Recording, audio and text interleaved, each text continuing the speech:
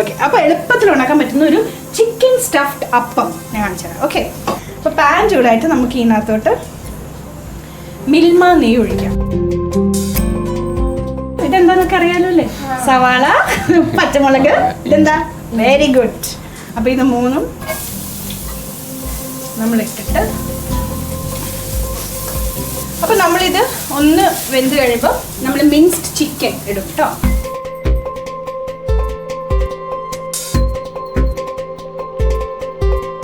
ഇനി കുറച്ച് ഉപ്പ്, കുറച്ച് പെപ്പർ ഇടാം, ഇച്ചിരി മുളക് പൊടി, ഇച്ചിരി മഞ്ഞൾപ്പൊടിയും കൂടെ.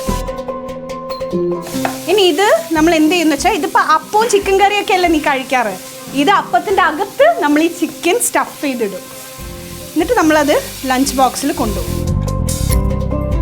അപ്പോൾ ഇനി ഇതൊന്ന് ഇച്ചിരിയും കൂടെ ഒന്ന് വേവാനുണ്ട്. ആ സമയത്ത് നമുക്ക് അപ്പം ഉണ്ടാക്കാം കേട്ടോ. നമ്മൾ വെള്ളയപ്പത്തിൻ്റെ മാവ് ഇടുകയാണ്.